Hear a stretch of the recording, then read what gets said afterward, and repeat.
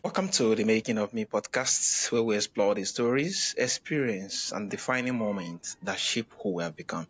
Our today's guest is Jennifer Chase, certified life coach, a woman in long-term recovery, daughter of an alcoholic, and mother of recovery addict.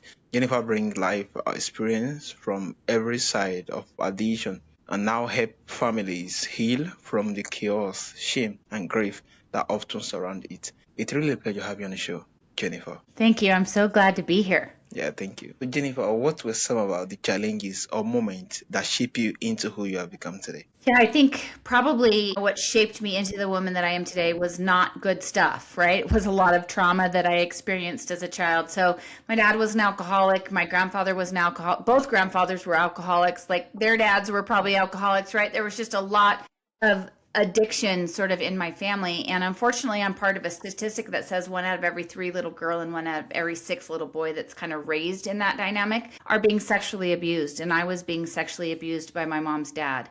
So, what shaped me into the human being that I am today really started in a lot of darkness and a lot of hard times and a lot of trauma. Wow, that was really a whole lot for Pierre, more like being a child growing up. But Yeah. I'm glad of what you have become today and how you have actually helped a Yeah. whole lot of persons, not a repeat pattern. Yeah, thank you so much. Well, and the truth is I did repeat it, right, for a long time. But again, that also shaped me into the woman that I am today. Identity. Yeah, I think that's an interesting question because I think when we think about addiction in a home, we think of violence or poverty or whatever that Yeah. looks like. And in my home, it would looked very different. So I grew up upper middle class in the 70s and 80s. And my dad was a very successful businessman. We lived all over the world. I was actually born in London, England, and have certainly lived in a lot of the different parts of America. And that was part of my struggle is what my family looked like from the outside was very different than what I was experiencing in the inside. Not to say that there wasn't chaos in my home, because there definitely was. My dad, who was my person, I loved my dad with my whole being, but sometimes he was erratic, right? And he could get angry and for sure verbally abusive, but occasionally even physically abusive. But for the most part, my family, I don't think, fell into the same roles, if you will, that you would think it would look like with a family that has struggled with addiction that much. And can I say this specifically on my mom's side of the family? Like, it didn't look like that either, right? My grandfather was a very successful man and was an important part of the community. And so one of the things one of the reasons why I share my story now is because I think it's important to understand that addiction does not discriminate. And it can look like, we think it should look in the sense that, there's poverty or there's abuse or there's, all of the things, but it can also very much look like it looked in my family. Wow, that was really a whole lot. So, when did you recognize your own relationship with substance needed to change? So, the truth is, I thought I had broken the chains of this thing when I got married and had my babies and was in my 20s. I like honestly believed that I was able to break the chains. But unfortunately, when I was 29 years old, I was diagnosed with a brain tumor. And when they took the brain tumor out, they caused nerve pain, if you will, in my head, which led me to which then I was introduced to opiates. And I think the important thing for any listener to hear today is that substance was never the problem, right? Substance was the solution to the problem. And so I had always been hyper aware of not becoming an alcoholic because that was kind of what I saw.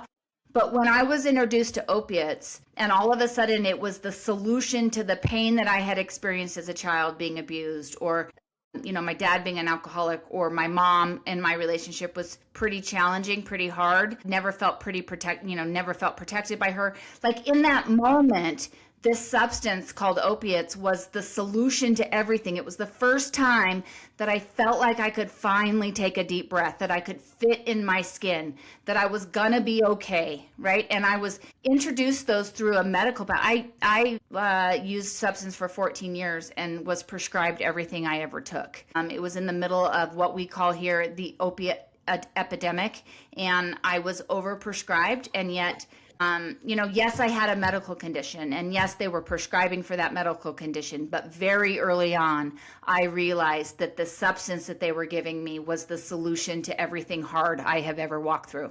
Wow, that was really, really a whole lot. So what did your early recovery teach you about yourself? So I got sober originally around the same time. So I found out that my son had also become addicted to opiates, my opiates. I had inadvertently, if you will, become his drug dealer.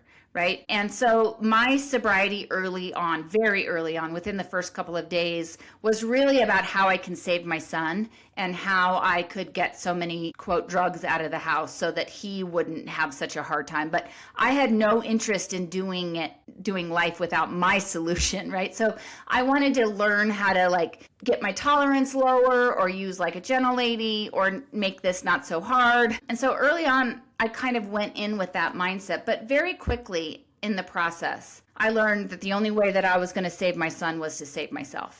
Hmm. And the shift happened that what my son needs is a mother that can do hard, right? Because I never knew how to do hard. Certainly, while I was introduced to substance, I never did hard. I just got high.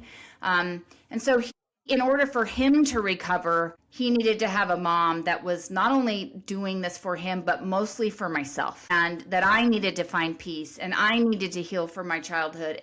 When I did that, it was in turn going to show my son a path to recovery that he wasn't on yet. It was challenging. It was hard. My son used for an additional 3 years after I got sober. So that 3 years was certainly the most challenging time of my life, which is saying a lot because I've been through some challenges, right? But that was the worst for sure. But I just always kept the mindset that like my family, and not just my son, my husband and my daughter, they finally deserved for me to do something hard, to learn the lesson, to sit in the discomfort, to forgive the people in my life that had no business being forgiven, to heal from all of the things that I had been running away from my whole life. Wow, that was really a whole lot. Wow, it must have been more like a very hard time to actually go through all of that and getting to forgive them and getting to become who you have to become.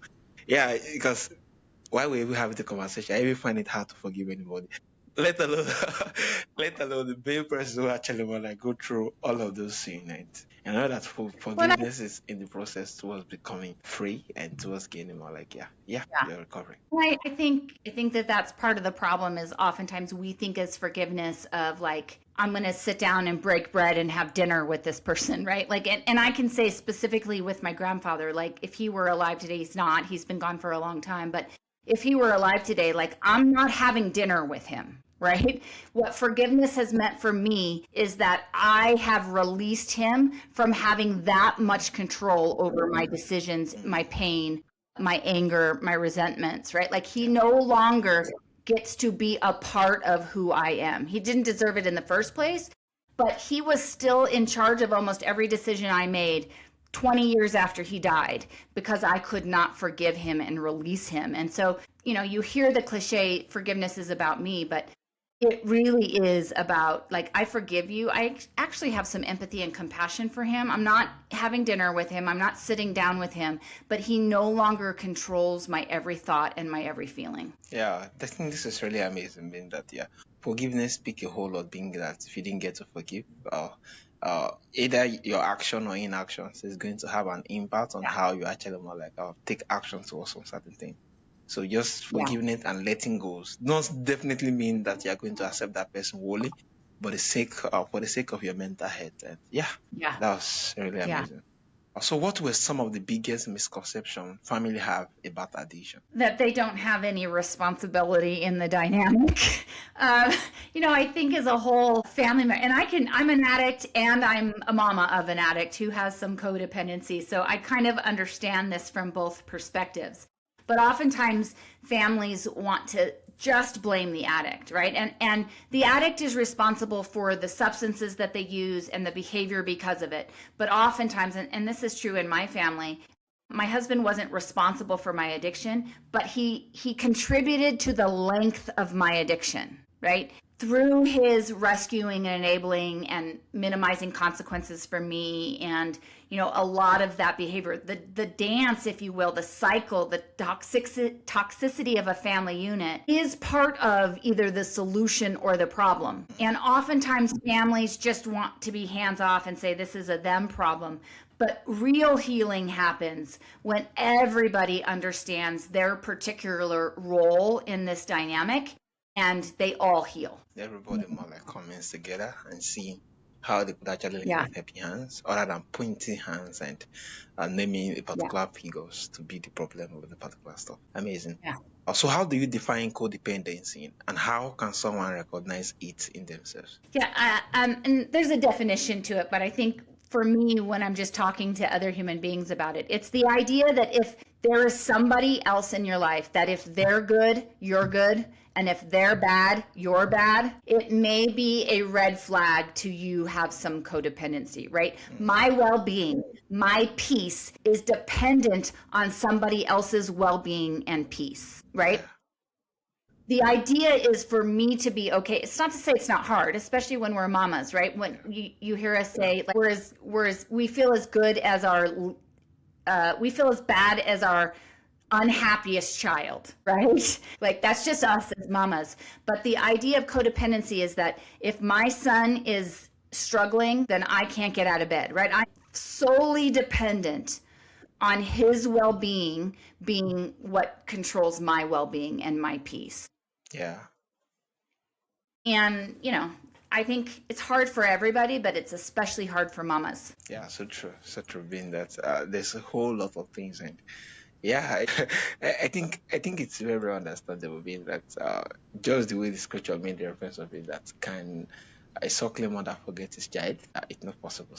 So I could actually like be able to relate to a whole lot of that. So what does setting healthy boundary actually look like when someone you love is still struggling? Yeah. So I think the most important thing to understand about boundaries is that they are not punishment. If I'm setting a boundary as a punishment or in a way to control an outcome, then I'm setting it from a place of codependency, right? Boundaries are to protect your own peace. They are not punishment. So that's the first thing. The second thing is that boundaries need to be very black and white, and they need to be held consistently. If you aren't 100% sure that you are going to stick to this boundary, let's say if you drink one more time, I'm kicking you out of the house, but there's no way I'm kicking them out of the house. Then I need to not set that boundary. I need to lower the fences, if you will, right? I need to set a smaller boundary that I know I can hold to. And then if they break that boundary, then I just keep raising the fences a little bit. Very, very important with an addict if you set a boundary, you must keep it. If you don't, you're actually doing more harm to the dynamic, and you're contributing again to not only the length, but you're contributing to the toxicity of that dynamic. So, some of the boundaries I think that you can start setting are, well, I don't know, specifically to your scenario, but small ones, right? If you're not if you don't take your sister to where she needs to be, then you're not going to have access to the car, or, something that that you can start setting small ones that you have confidence that you will have some success, and then build up as they blow through them. Because this is the thing, oftentimes when we're setting a boundary to control an outcome, we set it because we think it's going to put pressure on them. But I can almost guarantee you, as an addict in recovery myself, we're going to blow through the boundaries. We're not going to be, they're only going to be a hurdle, not a stop sign for us, right? And that's why you have to be prepared. Not if they blow through it, but when. Amazing. Thank you so much for that advice. Yeah, setting boundaries is very, very key, especially when you actually want that particular outcome not to really happen again. Being able to execute it every now and then, it's very, very key. Other than when you fail to execute it, you really just enhance that particular behavior more compared to. Yeah, amazing. So how can loved one begins shifting from guilt and control to self-trust and peace? Yeah. So I think it's important in this space to try to start delineating between guilt and shame. So guilt is something, let's say you're getting a taxi cab somewhere and they don't slow down for you and you yell and say horrible, mean things to the taxi man. And you get home and you're like, why did I do that? Like, that's not who I am as a human being, right? Like you act outside of your core beliefs or your core values. That's guilt. What shame looks like is that I'm not lovable. Like, I'm not good. I deserve this, right? That kind of different perspective. Like shame is so internal and guilt is a little more external, if you will, right? And shame is one of the largest components to codependency, and it's one of the largest components to addiction, right? When I said substance isn't the problem, it's the solution to the problem. Oftentimes shame is the problem. So as a loved one who suffers with codependency, I hate to say this to your listeners, but codependency and addiction are almost the same thing with a different coping skill. So codependents use rescuing and enabling and trying to control outcomes as a coping skill, and an addict use substance. But otherwise, it's a lot of the same cognitive stuff going on in our brain. So the way that we start combating that is, if somebody is listening right now and they say, Jennifer, what's my first step? The first step, in my opinion, is to find your people, right? This thing can be so isolating and so difficult. And so it's important to find another individual that is like-minded, that's walked through this, that understands what you're going through, right? Understands the cognitive dissonance of what we think we're supposed to do as a mama, but what we really need to do as a mama, right? Before you do anything, find support, find your people. And then the second thing you've got to do is really some of the boundary work that you and I talked about. And I think we have this expectation on ourselves that we set these ginormous boundaries and it's going to change, the situation. But again, like I said earlier, it's really important to start small. So that would be my first. Find your people, start considering what boundaries look like, but also start taking care of yourself, whether that looks like self-care, meditation, journaling, whatever that looks like. It's like we're putting on our armor. We're getting ready for the battle that we're going to go into. But you don't go into the battle until you've prepared for it. Amazing, but yeah, find supports, find your people, and start considering what boundary look like. Thank you. Yeah. So from our audience who would love to reach out and who would love to actually dive more into the discussion, in case you have any platform where they could reach out, how can they reach out to you and where is the best platform? Yeah, so my website is www.riseaddiction, R-I-S-E, riseaddictionlc, stands for lifecoaching.com. And if you were to go to that website, there's a contact me or let's work together space where you can reach out and I will immediately reach back out to you, right? The most important thing in this journey is to connect like-minded people. So even if my services aren't something that you want to look into, just connect, right? Find a person that is like-minded and has gone through this journey. And also I'm on all the social medias under Jennifer Chase or Rise Addiction Life Coaching, and I would love to connect there too. Yeah, thank you so much, Jennifer. You just remind us that while we may not be able to control someone else's addiction, we can choose our own healing. Recovery is not just about sobriety, it's about breaking cycles, rebuilding self-worth, and finding peace even in difficult season. Yeah, this has really been amazing, and I think I learned a whole lot from it, and from our audience who learned too. If you want to connect with Jennifer, just check the show notes, and definitely the link to how to reach out to her is going to be there. It's really a pleasure and honor having you on the show, Jennifer. Thank you so much. It was great.